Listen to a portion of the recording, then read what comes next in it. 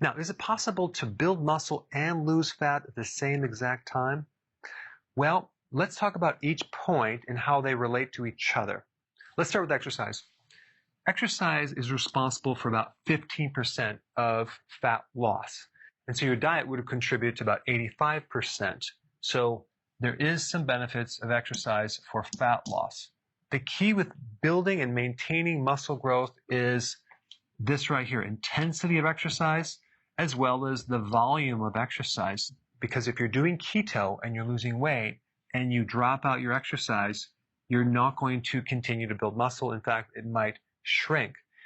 A couple other points to consider. Recovery of the exercise. If you overtrain and don't recover, let's say you're working out every single day, and also adding on to that, you're not sleeping because you're stressed out, then the benefit of this is not going to be there. So you really need all these factors in place.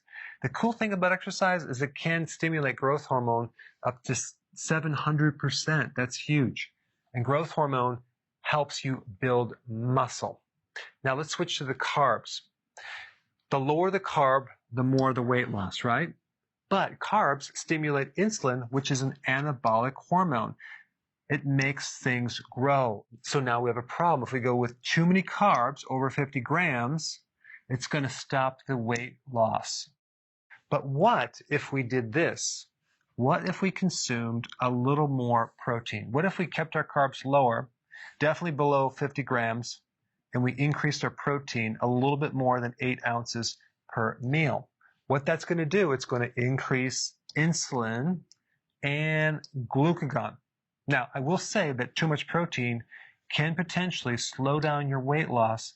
So it's a bit of a balancing act between having the right amount of protein and the right amount of carbs. So maybe you're going to play around between 30 to 50 grams of carbs and keep your protein between 8 ounces, and then maybe try to increase it a little bit to actually provide a little bit more insulin to the muscles, but at the same time increasing glucagon, which actually helps you burn more fat. And so this point right here, the carb amount and protein amount is an individual thing. You have to play around with this to get the sweet spot. But I just want you to understand the relationship between these two.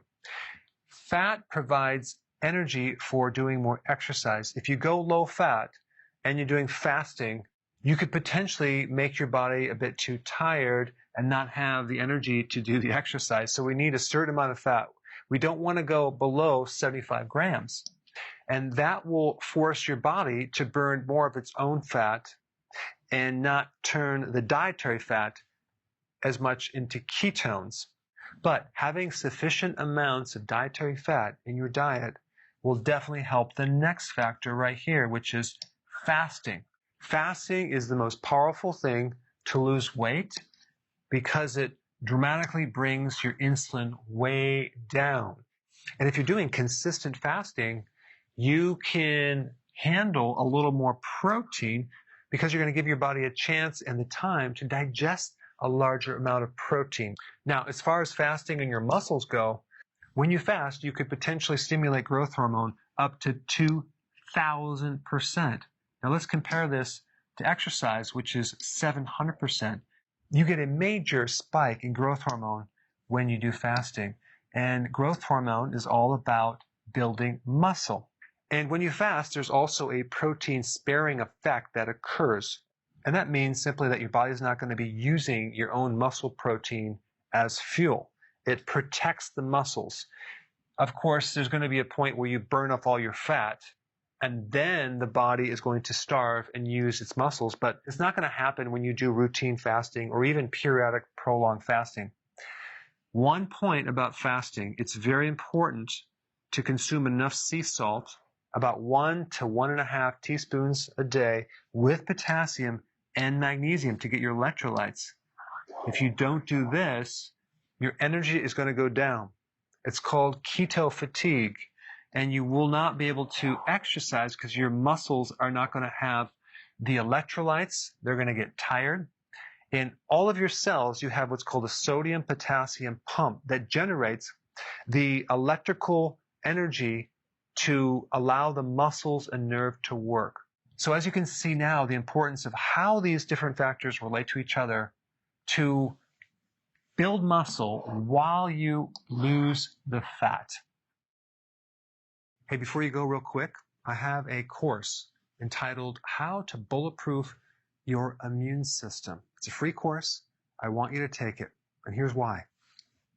Here's you. Here is your environment. Everyone is focused on this over here, avoiding your environment. But what about here? What about strengthening your immune system? That's what's missing.